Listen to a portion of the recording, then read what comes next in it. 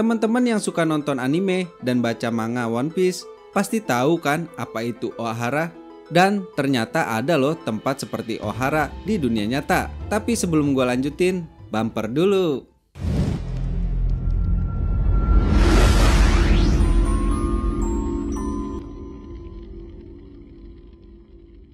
Pada tahun 800-an ada sebuah perpustakaan yang megah dan terlengkap di dunia.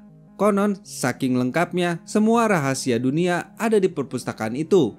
Perpustakaan ini bernama House of Wisdom atau juga dikenal Baitul Hikmah. Tempat ini juga mengingatkan gue sama Ohara, yaitu tempat yang ada di anime dan manga One Piece. Ohara ini juga punya perpustakaan yang besar dan lengkap. Perpustakaan ini berada di dalam sebuah pohon besar yang disebut pohon pengetahuan. Dan kemiripan lainnya, di mana Ohara ini jadi tempat berkumpul para cendekiawan, peneliti, arkeolog, dan para ilmuwan lainnya.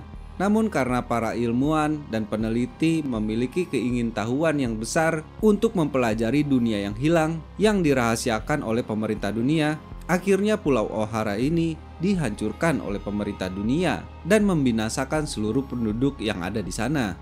Kembali ke House of Wisdom atau Bait Al-Hikmah. Bait Al-Hikmah memang bukan seperti Ohara yang ada di sebuah pulau. Bait Al-Hikmah berada di Baghdad, Irak. Tempat yang dulunya menjadi pusat ilmu pengetahuan dibangun di masa kekhalifahan dinasti Abbasiyah.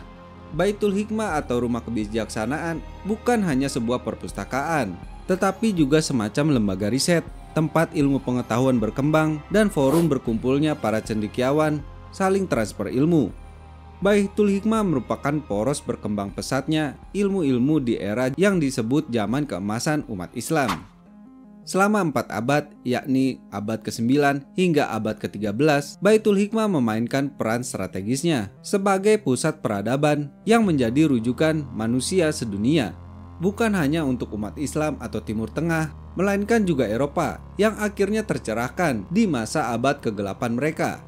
Saat abad kegelapan di Eropa terjadi, segala sesuatu selalu dihubungkan dengan hal-hal mistis. Saat di Timur Tengah sudah ada ilmu kedokteran, ilmu astronomi, ilmu matematika, dan lainnya, di Eropa masih berkutat dengan penyihir, vampir, dan manusia serigala. Bahkan nih, mereka tega menghabisi seluruh kucing yang berbulu hitam di seluruh Eropa, hanya karena mereka percaya kalau kucing berbulu hitam adalah jelmaan penyihir. Pendiri dari Bait Al-Hikmah adalah Khalifah Harun al-Rasyid, seorang khalifah yang sangat mencintai ilmu pengetahuan.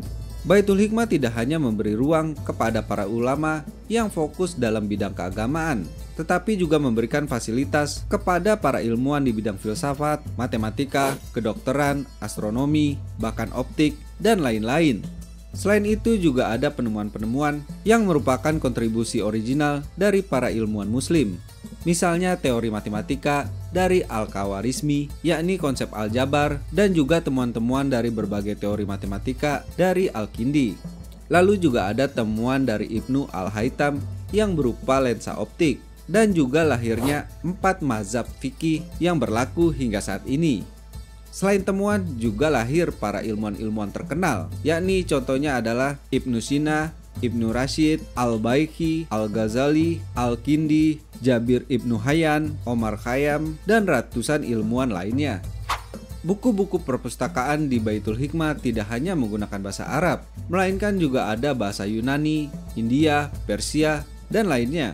Di Baitul Hikmah juga katanya ada ruangan khusus yang menyimpan dokumen penting internasional yang konon itu adalah rahasia dunia. Namun sayangnya terjadi peristiwa yang pilu dan menyedihkan.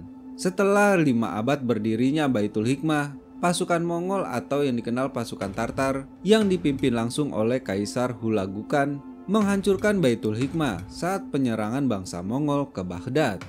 Dalam pertempuran selama 40 hari itu, tercatat 1 juta warga Bani Abbasiyah meninggal. Hampir seluruh gedung, ratusan buku, dan manuskrip ludes terbakar. Semua peninggalan budaya dan mahakarya seni tidak ada yang tersisa. Bahkan akibat banyaknya buku yang dibakar di perpustakaan Baitul Hikmah oleh pasukan Tartar atau Mongol, air sungai Tigris menjadi hitam selama 6 bulan dan menjadi merah akibat darah dari para ilmuwan dan filsuf yang dibunuh. Seandainya perpustakaan Baitul Hikmah tidak dibakar oleh pasukan Mongol, mungkin saja sejarah saat ini akan berbeda. Mungkin manusia zaman sekarang akan lebih tahu rahasia alam, dunia, dan abad kekosongan. Mungkin saja sekarang sudah banyak teknologi yang sangat canggih, melebihi kecanggihan teknologi saat ini.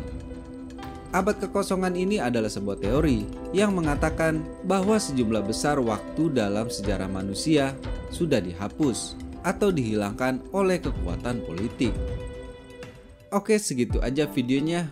Terima kasih yang udah nonton. Jangan lupa like kalau kalian suka video ini, dan jangan lupa subscribe kalau kalian ingin dapat notifikasi video-video terbaru dari channel ini.